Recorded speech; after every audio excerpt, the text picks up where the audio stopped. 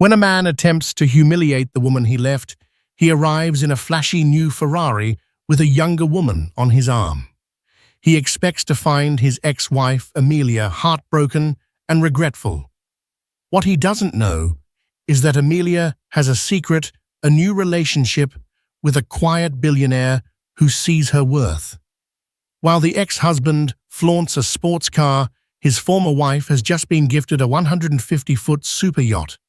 This is not simply a story of revenge, but of karma, and the profound moment a man realizes he didn't just lose a wife, he lost an empire. The conference room at Dalton Finch & Associates was a mausoleum of polished mahogany and silent judgment. Sunlight, thick with the dust of settled arguments, struggled through the tinted 40th floor windows, illuminating the grim finality of the scene. For Amelia Hayes, it felt less like a liberation and more like an amputation. The document in front of her, a crisp, multi-page monstrosity of legalese, was the official death certificate of her 14-year marriage.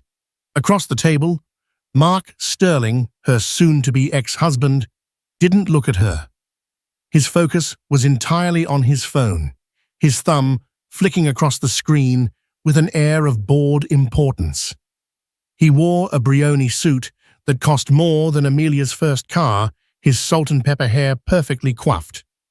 He was the picture of success, a man whose ambition had become a living, breathing entity that had long ago consumed the charming, funny man she had fallen in love with. If you could just sign on page 7, Mrs. Hayes, Mr. Dalton Mark's lawyer, said, his voice a dry rustle of paper.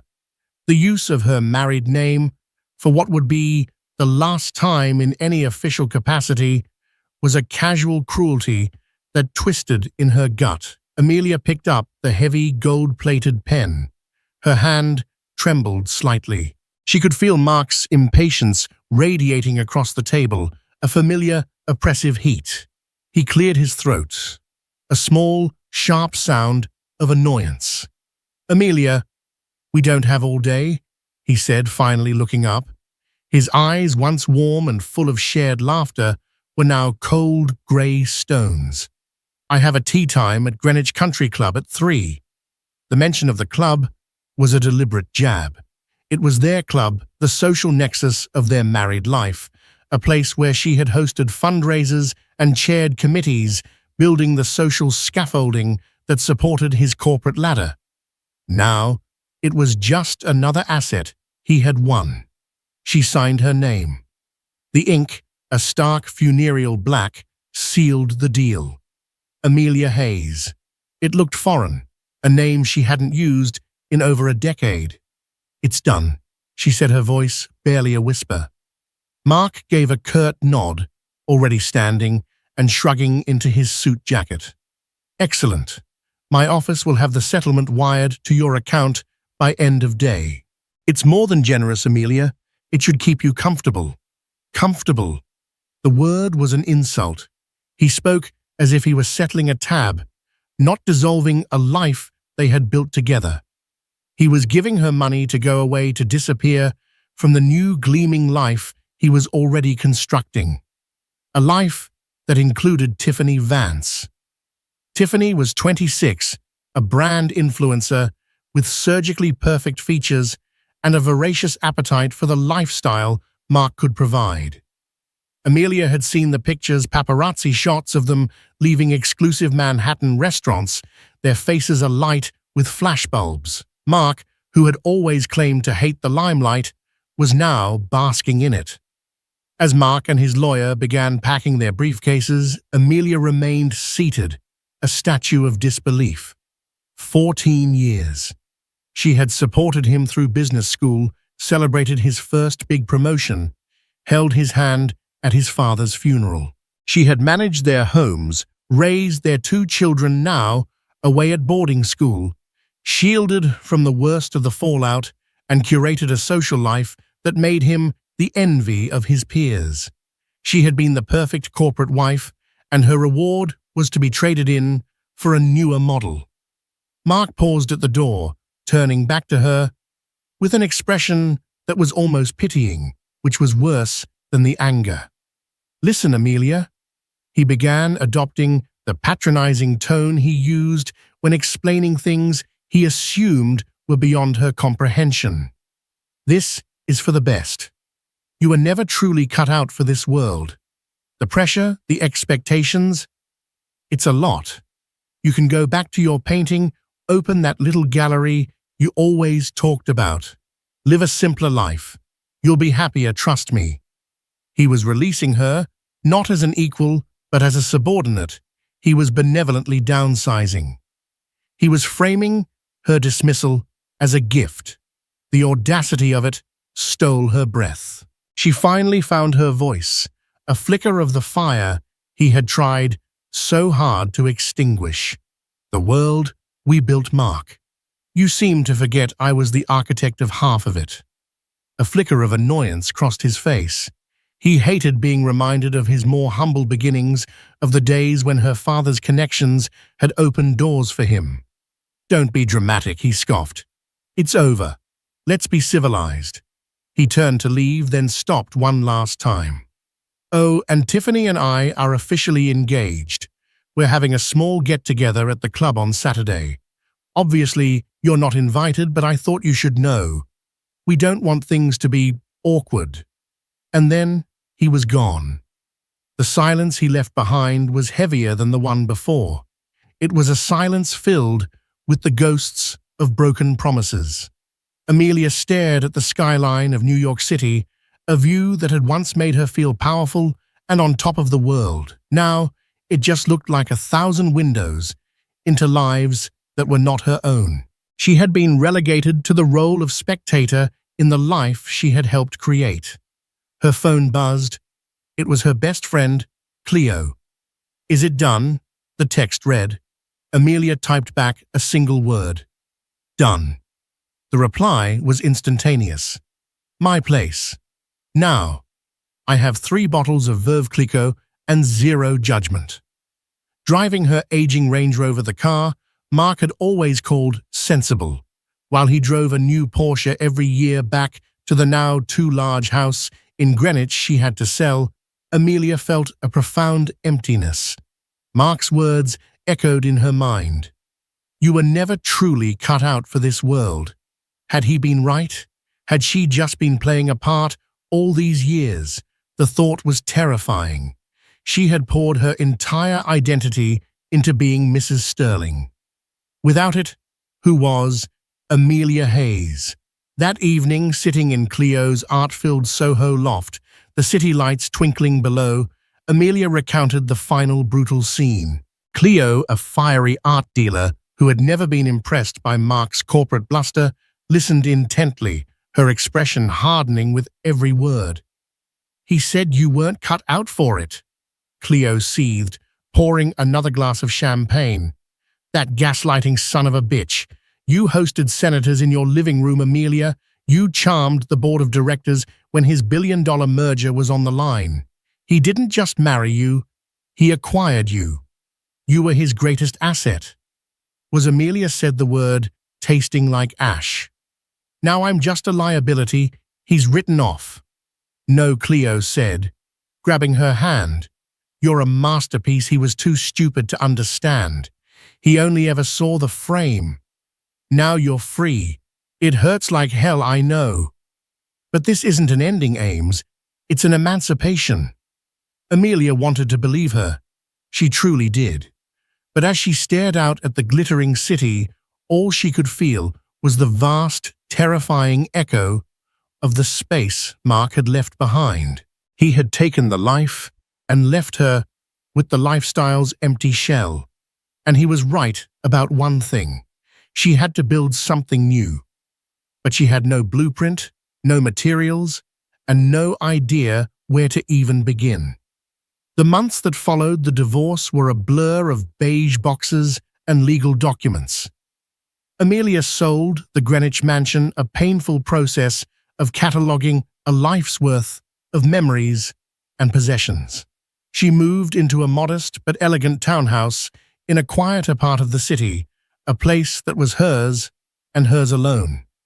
It was a blank canvas, and for the first time in a long time, the emptiness felt less like a void and more like a possibility. Following Cleo's advice, she threw herself back into the one passion she had sacrificed at the altar of Mark's ambition, art history, and restoration. Before her marriage, she had been a promising intern at the Met, her hands and mind skilled at discerning the hidden stories beneath layers of varnish and time. She enrolled in a masterclass on Renaissance art restoration, a small intensive course held in a private atelier. It was there, amidst the scent of turpentine and linseed oil, that her life took a turn she never could have anticipated.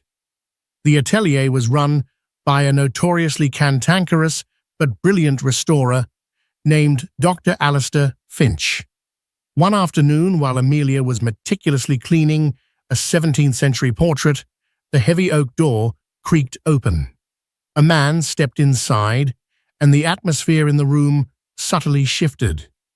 He was tall and impeccably dressed in a way that whispered wealth rather than screamed it, a cashmere sweater, tailored trousers and shoes that had clearly never touched a puddle. He had dark hair, a strong jawline, and eyes the color of warm whiskey that held a startling intelligence. Dr. Finch, who usually grunted at everyone, immediately stood up. "Julio, I wasn't expecting you." Alistair, the man Julio, said, his voice a low, pleasant baritone. "I was in the neighborhood, wanted to see how the Caravaggio study is coming along." Slowly. "The fool who owned it before you kept it in a damp cellar," Finch grumbled, leading him towards a cordoned-off section. Amelia tried to focus on her work, but she couldn't help but overhear their conversation. The man Julio spoke with a quiet authority and a deep, genuine knowledge of art. He wasn't a collector who just wrote checks. He understood the brushstrokes, the history, the soul of the pieces. As he was about to leave, his gaze drifted across the room and landed on Amelia and the portrait she was working on. He paused. "That's a lovely piece," he said, his eyes scanning the canvas. "Studio of Van Honthorst." Amelia was taken aback. Most people wouldn't have recognized the obscure Dutch painter's style. "Yes, that's the attribution we're working with," she replied, surprised by her own steady voice. "The lighting is characteristic of the Utrecht Caravaggiste." He walked closer, his interest piqued. "You're very skilled. Your touch is incredibly delicate." He looked from the painting to her, and for the first time, in what felt like a lifetime, she felt seen. Not as Mark Sterling's wife, not as a hostess or a socialite, but as a person with a skill and a passion. "Thank you," she said, a faint blush rising on her cheeks. "Julio Vance," he said, extending a hand. His grip was firm and warm. "Amelia Hayes," she replied. The name Vance was familiar, but she couldn't immediately place it. He smiled, a genuine, unforced smile that reached his eyes. "It's a pleasure, Amelia Hayes." And then, with a nod to Dr. Finch, he was gone. The next week, a courier delivered a small, flat package to her townhouse. Inside was a beautifully bound book on the conservation of Dutch Golden Age paintings. The inscription on the first page read, "For a delicate touch. Perhaps we could discuss it over dinner sometime. Julio Vance." Below it was his personal phone number.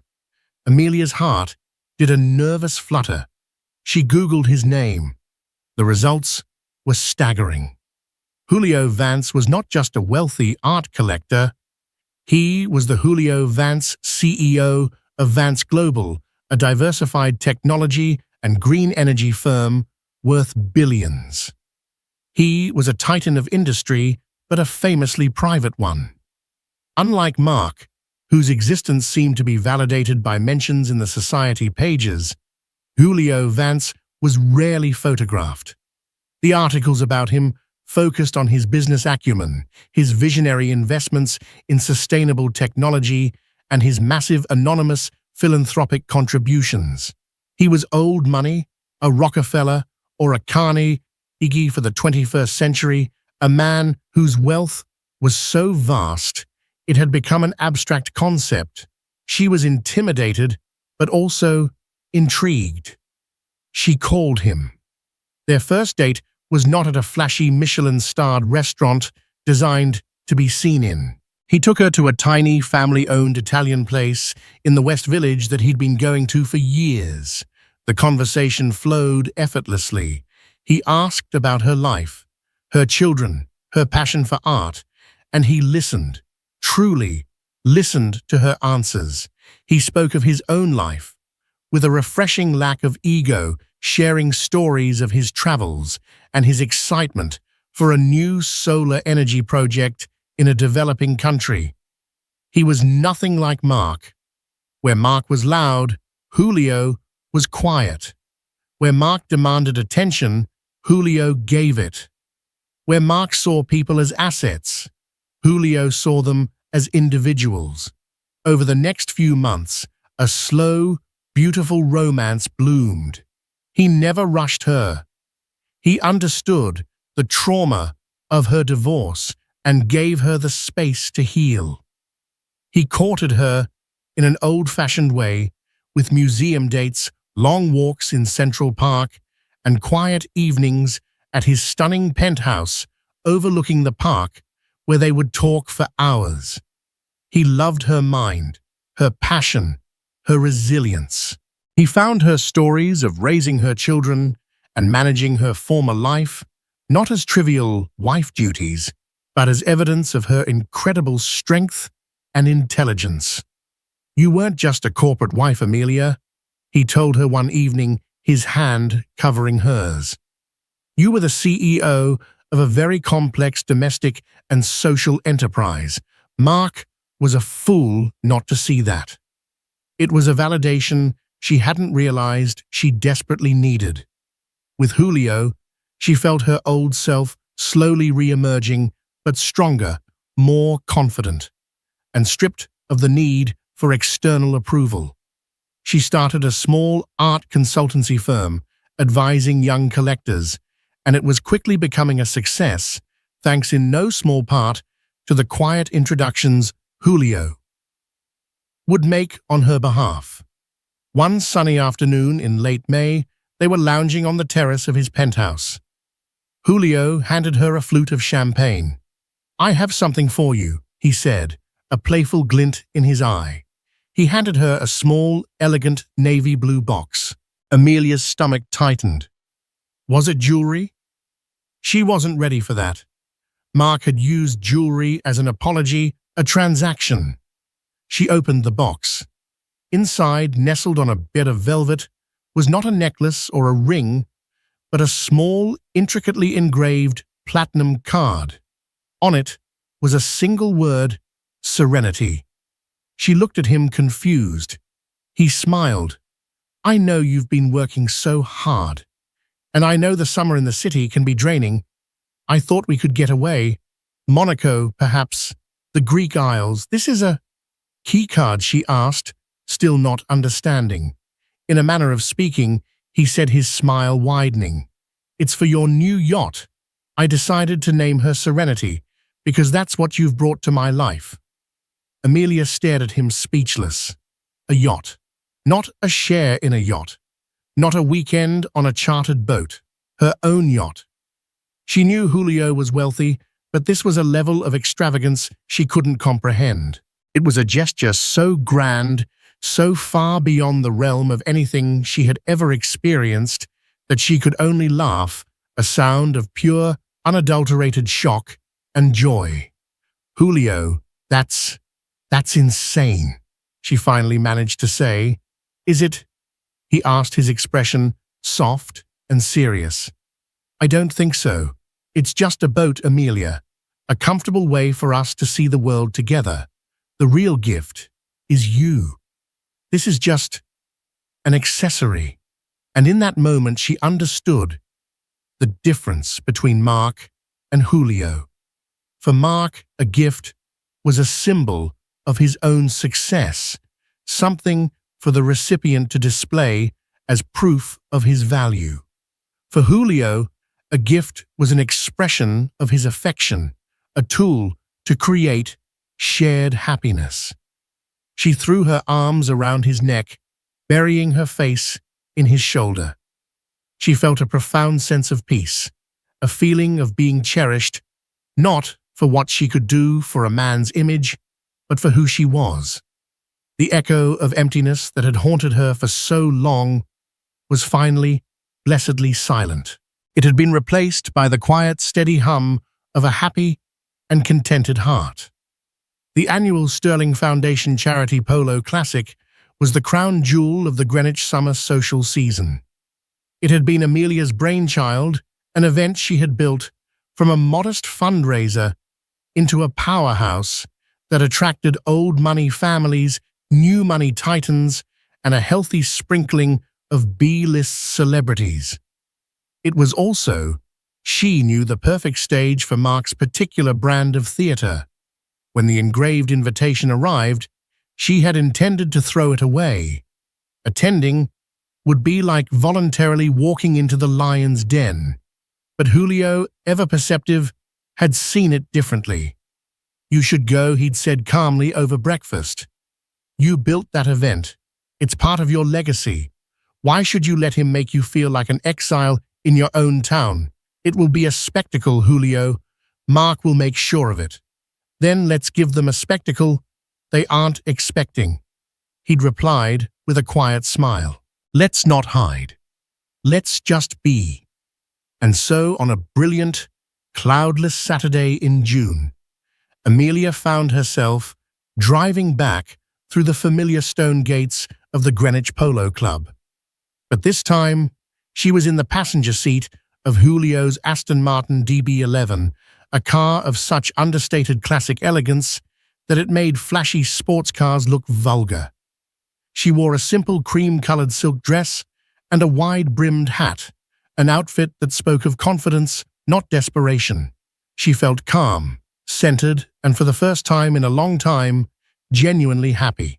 They were a picture of quiet grace, and their arrival did not go unnoticed. As they stepped out of the car, a hush fell over the chattering groups on the manicured lawn. Heads turned. Whispers erupted like brush fires. Amelia Hayes was back, and no one knew who the impossibly handsome, distinguished man by her side was. They found a table near the field, and Julio, ever the gentleman, procured 2 glasses of champagne. He was a master of invisibility when he chose to be content to observe his presence, a silent, solid support for Amelia. It didn't take long for Mark to spot them. Amelia saw him making his way across the lawn, a predator stalking his prey. On his arm was Tiffany, poured into a garishly bright pink dress that was at least 1 size too small. She clutched a tiny yapping dog in one arm and a bejeweled phone in the other. But it wasn't Tiffany or the dog that Mark was showcasing. It was his arrival. Just moments before, a car had roared up the private drive, its engine an obnoxious scream for attention. A canary-yellow Ferrari, 812, super fast. Now Mark was leading Tiffany towards them, a smug, triumphant smirk plastered on his face. He was holding the Ferrari's key fob, dangling it from his finger like a conquest's scalp. "Amelia, I'm surprised to see you here," he said, his voice loud enough for the surrounding tables to hear. He was performing. "I didn't think this would be your scene anymore." "Hello, Mark," Amelia replied, her voice even. She didn't stand. "You remember how much work I put into this event. I wanted to see it was still running smoothly." Mark's smirk tightened. He gestured vaguely at Julio. "And you've brought a friend." "Mark Sterling, this is Julio Vance," Amelia said, making the introduction. At the mention of the name, a flicker of confusion, then dawning recognition, crossed Mark's face. He knew the name, of course. Vance Global was a legend, but he couldn't place the man. Julio Vance was a ghost, a name in the Financial Times, not a face at a polo match. Mark's brain visibly short-circuited. Julio simply nodded, his expression unreadable. Sterling, Tiffany oblivious, jumped into the silence. "Oh my God, Amelia, your dress is so classic," she said, the word classic sounding like an insult, a synonym for old. "Mark just got me the most amazing present. Did you see it, the Ferrari? It's the superfast model, 0 to 60 in 2.9 seconds. She looked expectantly at Amelia, hungry for a reaction, for a sliver of envy. Mark puffed out his chest. "A little engagement present. Tiffany has expensive tastes, but well, she's worth it. Have to keep my girl happy." He glanced at Amelia, his eyes delivering the intended message. "This is what you could have had. This is what you lost. A man who can afford to buy his fiancée a $500,000 car." Amelia felt a wave of something, not jealousy, but pity. It was all so transparent, so desperately sad. The car wasn't a gift of love, it was a press release. She smiled, a small, serene smile. "It's very yellow, Tiffany. I'm sure you'll have fun with it." Her calm, non-reactive response clearly infuriated Mark. He had expected tears, anger, a dramatic scene. He wasn't getting it. He decided to double down. "So Vance," Mark said, turning his full condescending attention to Julio. "What do you do?" "Finance, real estate." He was sizing him up, trying to slot him into the familiar hierarchy of wealth he understood. Before Julio could answer, Amelia placed a hand on his arm. "Julio is in the technology sector," she said simply. "Tech, eh?" Mark scoffed. "Lots of overnight millionaires in tech, flash in the pan. You have to have staying power in this world." It was at that moment that a mutual acquaintance, a garrulous real estate mogul named Bill Peterson, wandered over. Mark Great Party Bill boomed. Then he saw Julio, and his jaw practically hit the grass. "Julio Vance, my God, man! What on earth are you doing here? I thought you only left your ivory tower for Bilderberg meetings." The entire table went silent. Mark's face, which had been a mask of smug superiority, froze. The blood drained from it, leaving a pasty, slack-jawed expression of pure shock. Julio Vance. The Julio Vance. It was him. It was real. Bill, oblivious to the drama he had just detonated, clapped Julio on the back. "So, Amelia, you snagged the white whale. Good for you. Last I heard, this guy was launching a new satellite. Now he's at a polo match. You're a miracle worker." Mark stared at Julio, then at Amelia, his mind racing, trying to process the impossible. Julio Vance wasn't just rich, he was in a different stratosphere. Mark's Ferrari, the symbol of his ultimate triumph, suddenly looked like a child's toy. Tiffany, sensing the dramatic shift in power dynamics, but not understanding it, looked confused. "What's a Bilderberg?" she whispered to Mark. He ignored her, his eyes still locked on Amelia. Julio, seeing Amelia's discomfort, decided to end the excruciating encounter. He stood up, pulling Amelia gently to her feet. "It was a pleasure to meet you, Sterling," he said, his voice level, but with an unmistakable air of dismissal. "But Amelia and I have a flight to catch this evening. We're taking a little trip to get away from it all." Mark found his voice, a strangled croaking sound. A trip where Julio smiled, a cool, effortless smile that held no malice, only fact. Monaco first, then a slow cruise through the Aegean. The crew has been getting the new boat ready for her maiden voyage. He glanced at Amelia with pure affection. "Amelia needs some serenity." He let the name of the yacht hang in the air. Serenity. Mark Sterling, a basic who prided himself on his quick wit and unshakable composure, could only stand there, his mouth slightly agape. The $500,000 Ferrari key fob suddenly felt heavy and pathetic in his hand. He had come here today to flaunt a sports car in front of the woman he'd discarded. And in return, with no malice or fanfare, she had revealed that her new partner hadn't just bought her a toy, he had bought her an ocean. As Amelia and Julio walked away, a trail of stunned silence in their wake, Amelia didn't look back. She didn't need to. She could feel the crushing weight of Mark's collapsed ego from across the lawn. The spectacle had happened just as Julio predicted, but the star of the show hadn't been Mark and his shiny car. It had been Amelia and her quiet, unshakable, and unbelievably magnificent new reality. The image of Amelia walking away with Julio Vance burned itself into Mark's retina. It played on a loop in his mind for the rest of the polo match, a nightmarish reel of his own public castration. Every polite smile he offered felt like a grimace. Every conversation was a fog of meaningless words. He saw it when he finally got behind the wheel of the canary yellow Ferrari, the car he had leased with a ruinous monthly payment specifically for moments like this. He gunned the engine, and its ferocious high-pitched roar, which hours ago had sounded like the clarion call of victory, now seemed like the pathetic shriek of a wounded animal. It was loud, obnoxious, and utterly impotent. The quiet, effortless way Julio had said Sterling held more power than this entire machine. That night was a descent into a private hell of his own making.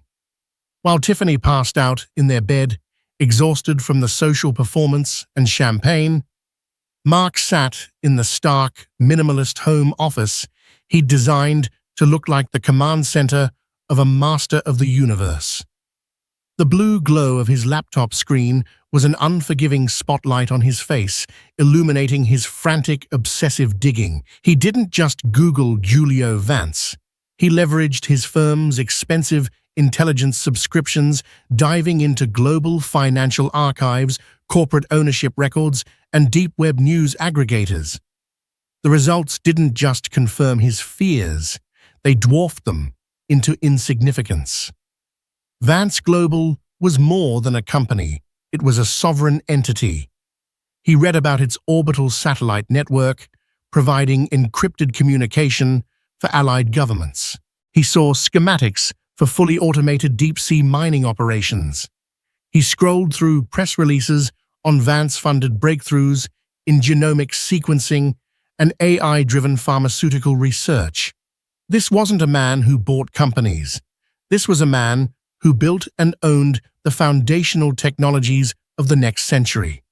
Mark had spent his life playing checkers with other people's money, and he had just tried to puff out his chest at a grandmaster who was playing three-dimensional chess with the future of the planet. A sickening wave of vertigo washed over him. He felt like a man who had proudly announced his purchase of a new hill only to discover it sat in the shadow of Mount Everest. He scrolled until he found an article in an obscure yachting magazine detailing the launch of the Serenity, built by Lürsen in Germany, a hybrid electric propulsion system, a state-of-the-art laboratory for marine biology research requested by the new owner. A crew of 12, including a Michelin-starred chef. The estimated cost, the article noted, was likely well over $60 million, but the true price was undisclosed, as is common with projects of that scale. Mark's entire net worth, a figure he had polished and inflated and leveraged to its breaking point, was somewhere around 15 million.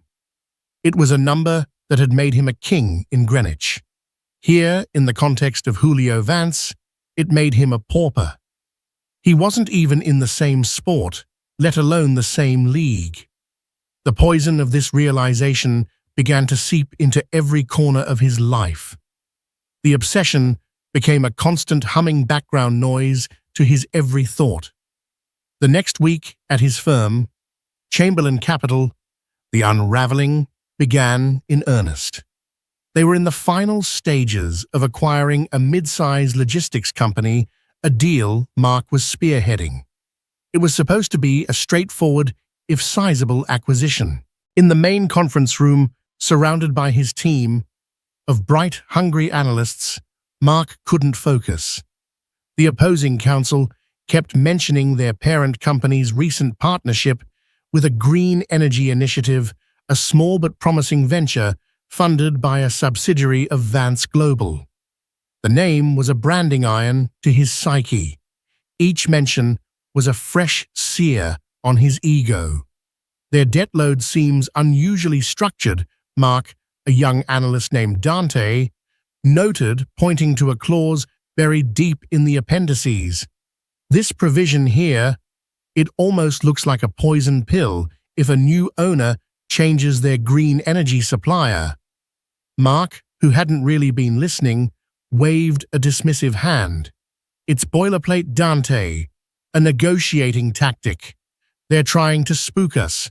We're the leverage here. Don't forget that. We crush them on this. He was thinking of Julio's dismissive nod. He needed to crush someone, anyone, to feel that power again. But sir, if Vance's subsidiary is the supplier in question, Vance is irrelevant here. Mark snapped, his voice far too loud for the room. The analysts exchanged nervous glances. Mark Sterling, the Iceman, was losing his cool. I've reviewed the top-line numbers. The asset is solid. We push it through. Now. He was overriding his team. His gut, his own training, driven by a desperate, pathetic need to post a win. 2 weeks after the deal closed, the bomb detonated. The poison pill was real. Chamberlain Capital was suddenly on the hook for $90 million in accelerated debt payments. The logistics company was a Trojan horse, and Mark had personally wheeled it inside the gates. Arthur Chamberlain's office felt like a walk to the gallows. Chamberlain, a man whose face seemed carved from granite, didn't yell. It was worse. He spoke with the quiet, chilling precision of a surgeon delivering a terminal diagnosis. I built this firm on due diligence, Mark Chamberlain said, sliding the damning file across his polished desk. I built it on trusting the fine print, more than the handshake. You blew through every red flag your team raised. You ignored a clause a summer intern should have caught. This wasn't a mistake. This was arrogance. This was a catastrophic failure of judgment. Mark started to offer his pathetic excuses. The data was misleading, Arthur. They buried it. Don't, Chamberlain cut him off, holding up a hand. I've already spoken to Dante. He flagged the specific clause for you twice. Your head isn't here, Mark. It hasn't been since the polo event. The whispers are all over the street. You're distracted, volatile. He leaned forward. Take a leave of absence. Effective immediately. I'll handle the board.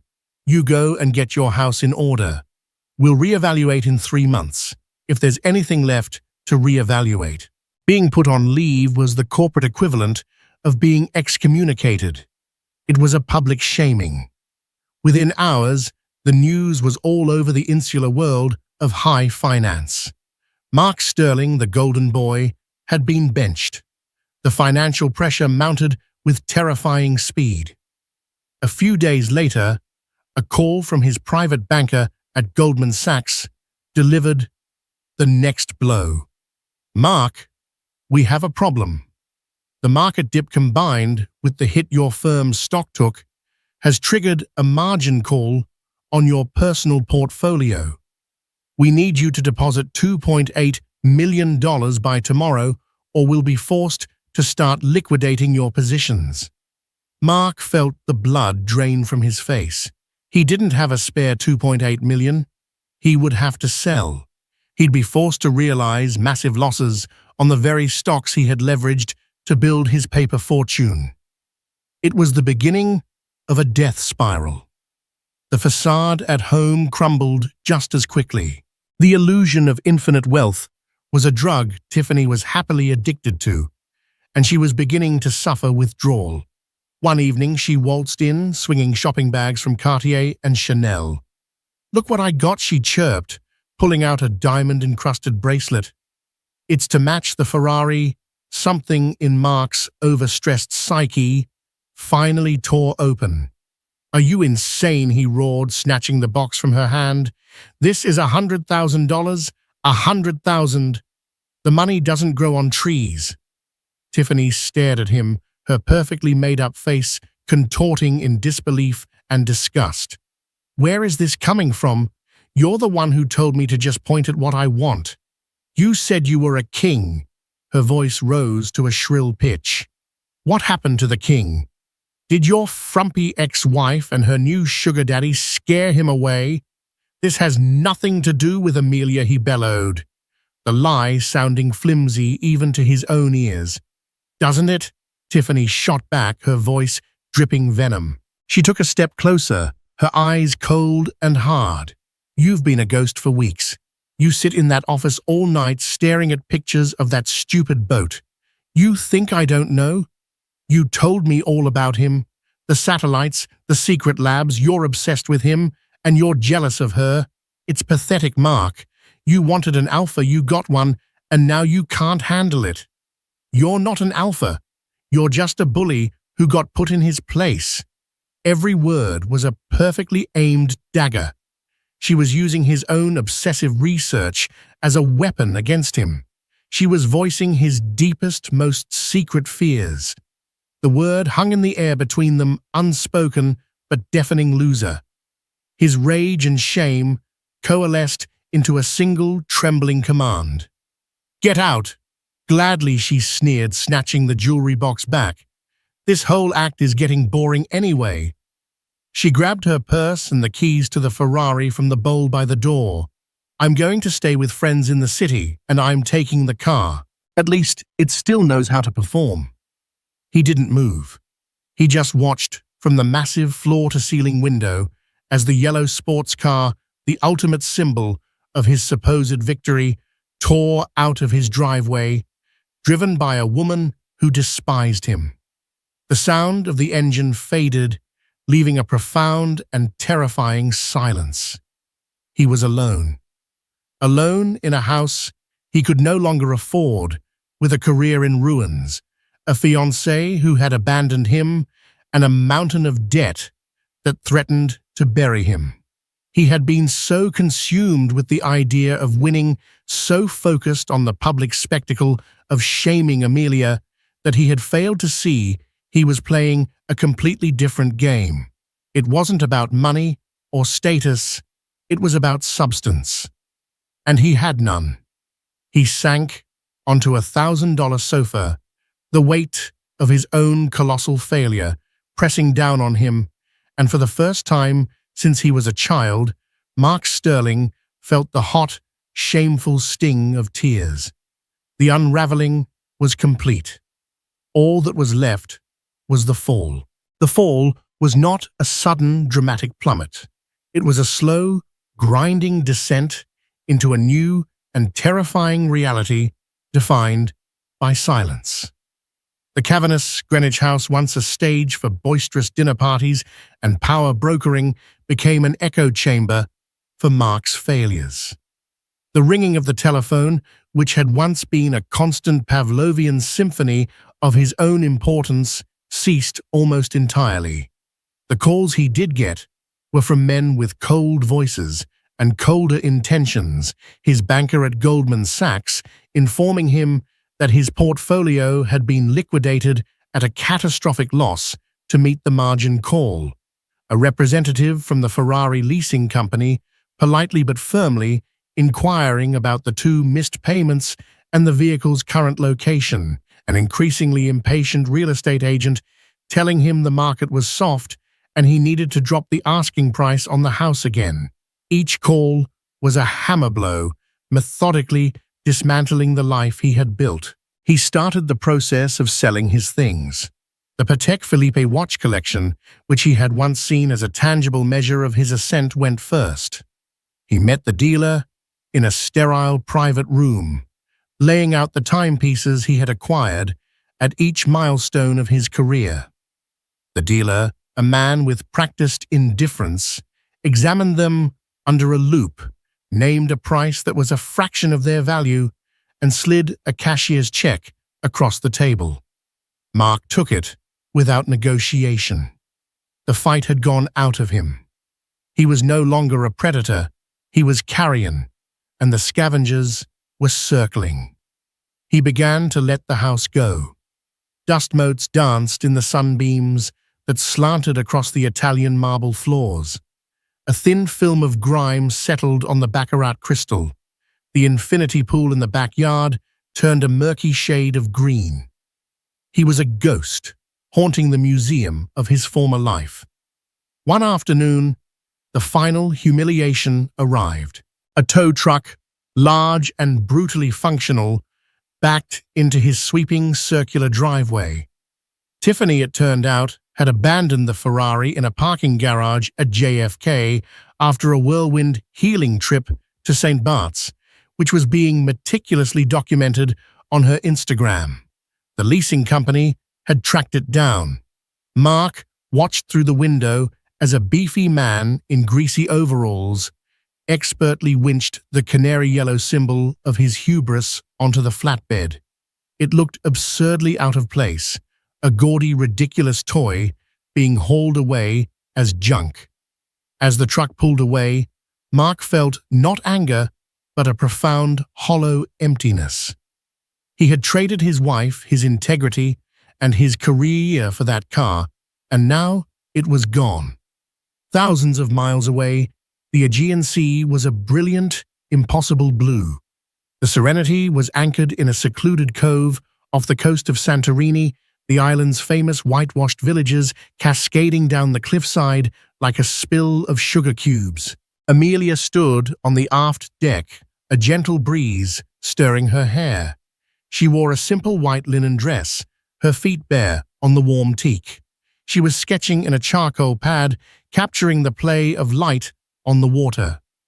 Julio came up behind her, placing a cool glass of iced tea on the table beside her. He didn't speak, just wrapped his arms around her waist and rested his chin on her shoulder, looking at her drawing. "That's beautiful," he said quietly. "You capture the movement." "It's easy when the subject is this perfect," she replied, leaning back against him. The comfort between them was easy, unforced. With Mark, every moment of leisure had felt like a scheduled performance of relaxation. With Julio, it was simply a state of being. Her phone sitting on the table buzzed. It was Cleo. Amelia smiled and answered, putting it on speaker. "Don't tell me," Cleo's voice crackled through. "You're calling from your golden chariot while dolphins sing you ancient Greek poetry." Amelia laughed. "Something like that. We're in Santorini. It's breathtaking."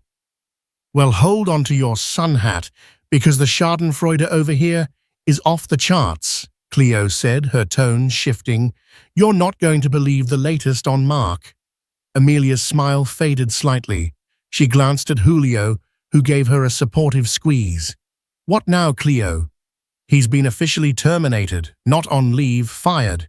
The $90 million screw-up was worse than anyone knew. Arthur Chamberlain had to issue a public statement and a correction to their quarterly earnings. The board was calling for Mark's head on a platter." Amelia closed her eyes. Fired. The word seemed impossible when associated with the man she had known, a man whose entire identity was fused to his career. "And it gets better," Cleo continued, warming to her subject. "Tiffany dumped him, of course, but get this, she's plastered her Instagram with a whole new beginnings narrative. Posts about cutting out toxic energy and knowing your worth. She's somehow rebranding his collapse as her female empowerment journey. The nerve is almost admirable." Amelia felt a strange pang. It wasn't happiness at his misfortune. It was a deep, aching sadness for the shell of a man he had become. The ambitious, driven man she had once loved was now a punchline. "That's awful," she said quietly. "Awful. It's karma with a cherry on top. He put the for sale sign up on the Greenwich house last week. A friend in real estate told me he's underwater on the mortgage. He's going to lose millions." Julio listened, his expression neutral, but his eyes full of concern for Amelia. When the call ended, he turned her around to face him. "Are you all right?" he asked. She nodded, though a tear escaped and traced a path down her cheek. "It's just sad, Julio. I spent 14 years with him. I know I'm better off and I'm happier than I've ever been, but I never wished for this. I never wanted him to be destroyed." "I know you didn't," he said gently, wiping the tear away with his thumb. "You have too much grace for that. What he did was self-inflicted. His life was a house of cards built on ego. All it took was a single gust of wind to bring it all down."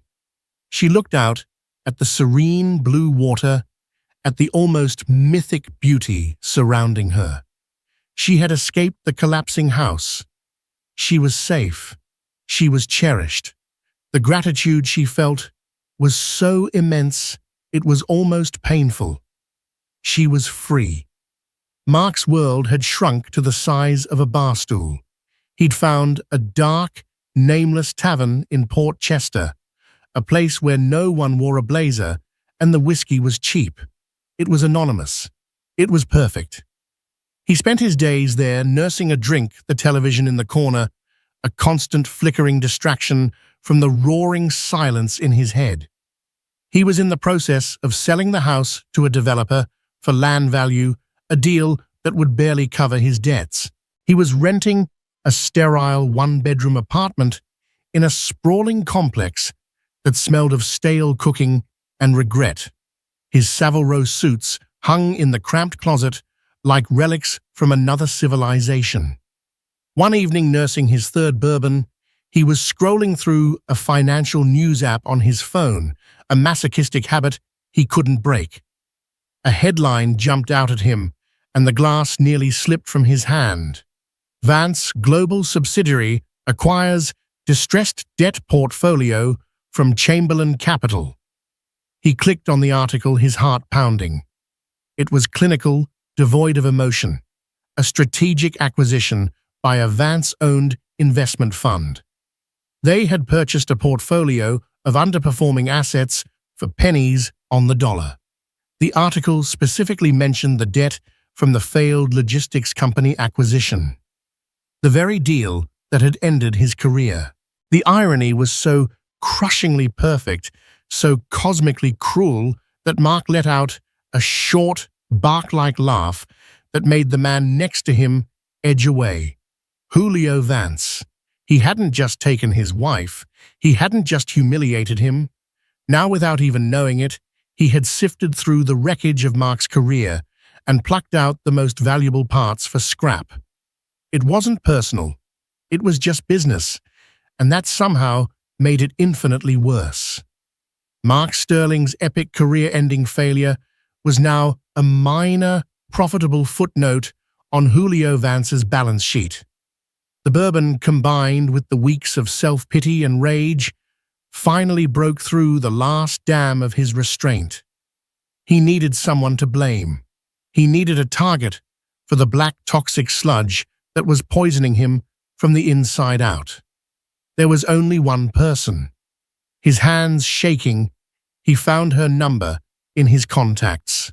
Amelia. He pressed the call button before he could stop himself. It rang once, twice. He expected it to go to voicemail. "Hello?" Her voice. It was calm, clear and steady. It sounded like it was coming from another world. "Amelia," he slurred the name, feeling foreign in his mouth. "It's Mark." There was a pause. He could hear the faint sound of waves in the background. "Mark, is everything okay? Is everything okay?" He laughed, the sound ugly and raw. "No, Amelia, everything is not okay. My life is over, and it's all because of you." "I don't know what you're talking about," she said, her voice turning cooler, firmer. "Don't play dumb. You and your goddamn billionaire. You waltzed into that polo match to ruin me. You did this. You and him. He bought my company's debt. Did you know that? He's picking my bones clean." "Julio doesn't even know who you are, Mark," she said, and the simple truth of the statement was more devastating than any insult. "He runs a global corporation, not a high school cafeteria. This has nothing to do with you or me. This is about your own choices." "My choices," he yelled, causing the bartender to look over with a warning glare. "I gave you everything. I made you who you were, and you threw it all away. You left me, and you destroyed me."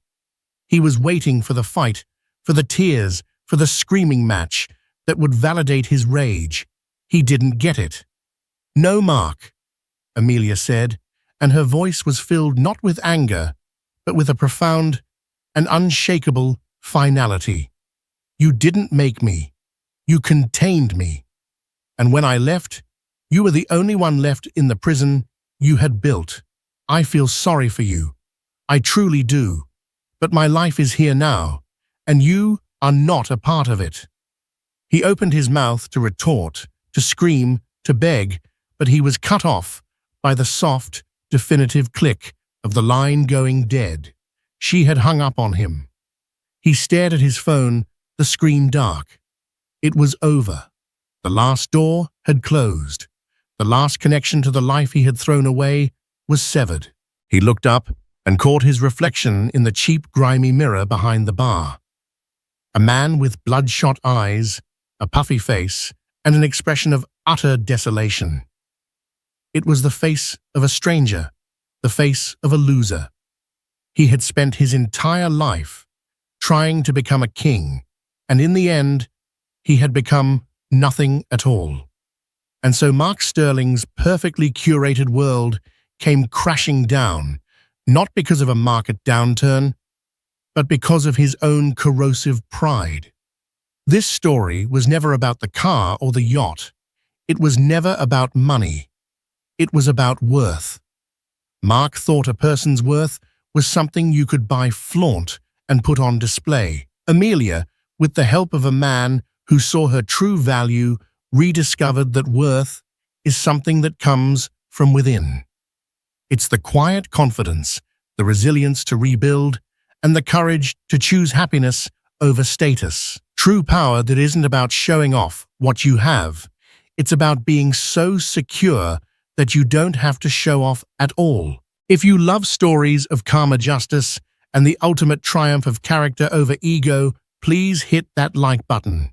Share this video with someone who needs to hear it, and subscribe for more tales of when the world finally gets it right. Thank you for listening.